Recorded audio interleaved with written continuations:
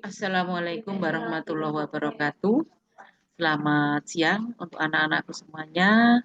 Marilah pada kesempatan hari ini kita mulai pelajaran PPKN. Pada kesempatan hari ini materi yang akan kita bahas yaitu tentang nilai-nilai Pancasila dalam kerangka praktek penyelenggaraan negara. Dan di sini nanti akan kita bahas KD 3.1 yaitu tentang menganalisis nilai-nilai Pancasila dalam praktek penyelenggaraan negara.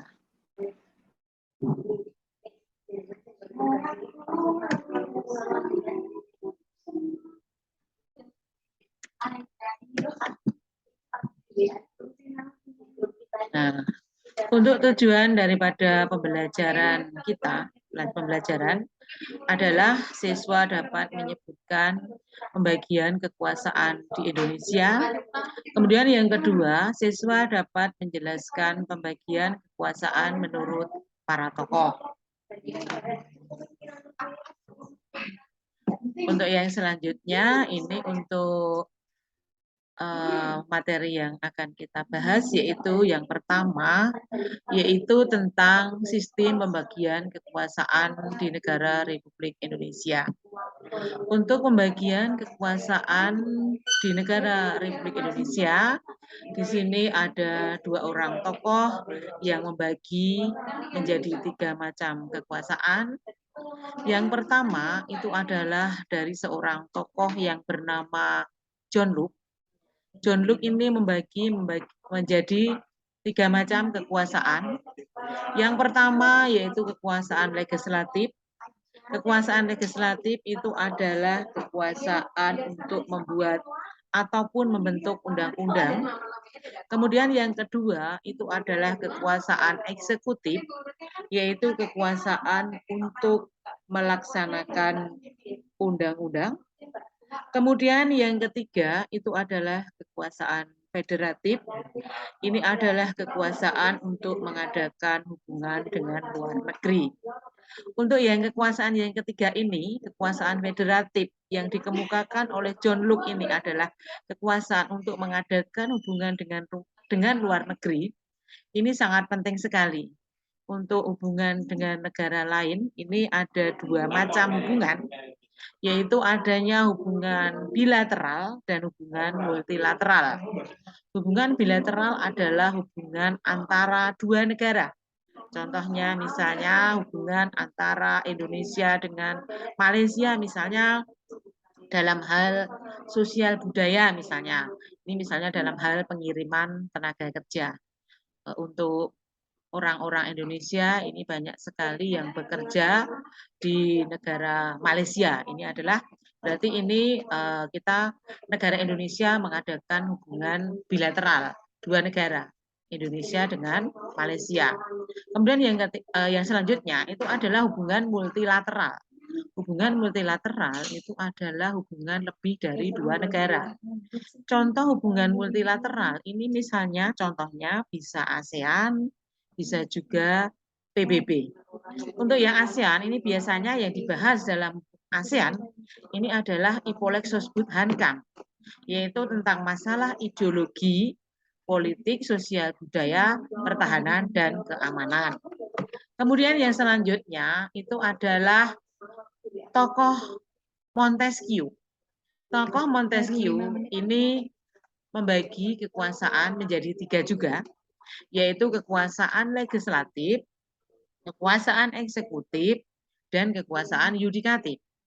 Untuk yang kekuasaan legislatif, ini adalah kekuasaan untuk membuat atau membentuk undang-undang. Kemudian yang kedua adalah kekuasaan eksekutif, ini adalah kekuasaan untuk melaksanakan undang-undang. Kemudian yang ketiga ini adalah kekuasaan yudikatif, yaitu kekuasaan untuk mempertahankan undang-undang, termasuk kekuasaan untuk mengadili setiap pelanggaran terhadap undang-undang. Jadi ini antara bedanya pendapatnya dari John Locke dan Montesquieu ini yang ketiga, Yaitu kalau yang John Locke itu yang ketiga itu federatif, mengadakan hubungan dengan negara lain, sedangkan untuk yang Montesquieu ini adalah kekuasaan yudikatif, ini adalah mengadili setiap pelanggaran terhadap undang-undang. Jadi bedanya ada di antara John Locke dan Montesquieu, ada di kekuasaan yang ketiga. Kemudian untuk pembagian kekuasaan di Indonesia. Untuk pembagian kekuasaan di Indonesia ini dibagi menjadi dua, yaitu pembagian kekuasaan secara horizontal dan pembagian secara vertikal. Untuk yang pembagian kekuasaan secara horizontal, di sini dibagi menjadi 6. Yang pertama itu adalah kekuasaan konstitutif. Apa itu kekuasaan konstitutif? Kekuasaan konstitutif itu adalah kekuasaan untuk mengubah dan menetapkan undang-undang dasar. Untuk kekuasaan konstitutif ini pelaksananya itu adalah MPR. Untuk dasar hukumnya dari kekuasaan konstitutif ini adalah pasal 3 Undang-Undang Dasar 1945. Kemudian yang kedua itu adalah kekuasaan eksekutif. Kekuasaan eksekutif ini adalah kekuasaan untuk menjalankan undang-undang.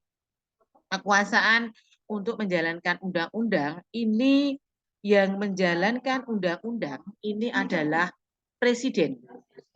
Dasar hukum dari kekuasaan eksekutif ini adalah pasal 4 ayat 1 yang menyatakan bahwa Presiden Indonesia, Presiden Republik Indonesia memegang kekuasaan pemerintahan menurut Undang-Undang Dasar. Itu yang kedua. Kemudian yang ketiga itu adalah kekuasaan legislatif. Kekuasaan legislatif ini adalah kekuasaan untuk membentuk undang-undang. Untuk kekuasaan membentuk undang-undang ini dipegang oleh DPR atau Dewan Perwakilan Rakyat. Untuk dasar hukum dari kekuasaan legislatif, dasar hukumnya ini pasal 20 ayat 1. Pasal 20 ayat 1 yang menyatakan bahwa DPR memegang kekuasaan untuk membentuk undang-undang. Kemudian yang keempat itu adalah kekuasaan yudikatif. Kekuasaan yudikatif ini adalah disebut juga dengan kekuasaan kehakiman, yaitu ini adalah untuk penyelenggaraan peradilan guna menegakkan keadilan. Kekuasaan ini dipegang oleh Mahkamah Agung dan Mahkamah Konstitusi. Jadi kekuasaan yudikatif ini dipegang oleh Mahkamah Agung dan Mahkamah Konstitusi. Untuk dasar hukumnya, dasar hukum dari kekuasaan yudikatif ini adalah pasal 24 ayat 2 Undang-Undang Dasar 1945 yang menyatakan bahwa sebuah Mahkamah Agung dan badan peradilan yang berada di bawahnya dalam lingkungan peradilan umum, lingkungan peradilan agama, lingkungan peradilan militer, lingkungan peradilan tata usaha negara, dan oleh Mahkamah Konstitusi. Ini yang keempat. Kemudian yang kelima, ini ada kekuasaan eksaminatif. Kekuasaan eksaminatif ini adalah ini berkaitan dengan kekuasaan pengelolaan keuangan negara. Pengelolaan keuangan negara ini dipegang oleh BPK atau Badan Pemeriksa Keuangan.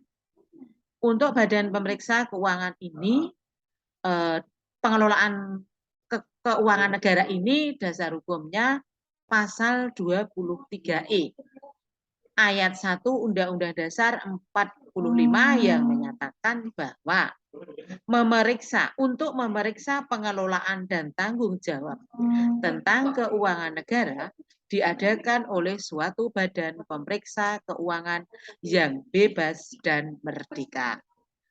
Ini adalah kekuasaan eksaminatif. Kemudian yang terakhir ini adalah kekuasaan moneter. Kekuasaan moneter ini adalah kekuasaan untuk menentukan kebijakan moneter. Ini ya, mengatur dan menjaga kelangsungan sistem pembayaran. Untuk kekuasaan moneter ini yang memegang itu adalah BI atau Bank Indonesia. Dasar hukumnya pasal 23D Undang-Undang Dasar 1945 yang menyatakan bahwa negara memiliki suatu bank sentral yang susunan, kedudukan, kewenangan, dan tanggung jawab dan independennya itu diatur oleh undang-undang. Itu adalah kekuasaan moneter. Kemudian yang selanjutnya tadi untuk pembagian kekuasaan itu tadi dua ya. Yang pertama adalah pembagian secara horizontal, tadi dibagi menjadi 6. Kemudian untuk pembagian kekuasaan yang selanjutnya itu ada pembagian kekuasaan secara vertikal. Pembagian kekuasaan secara vertikal ini adalah pembagian kekuasaan itu berdasarkan pada tingkatan pemerintahannya. Ini kalau di Indonesia ada pemerintahan desa, ada pemerintahan kecamatan, ada pemerintahan kabupaten, provinsi, dan ya pemerintahan pusat. Ini adalah pembagian kekuasaan secara vertikal. Oke, saya kira untuk pelajaran pada kesempatan hari ini dengan materi tentang apa namanya ini tentang pembagian kekuasaan di negara Indonesia ini saya akhiri sampai di sini dulu. Kita lanjutkan untuk minggu depan. Saya akhiri. Assalamualaikum warahmatullahi wabarakatuh.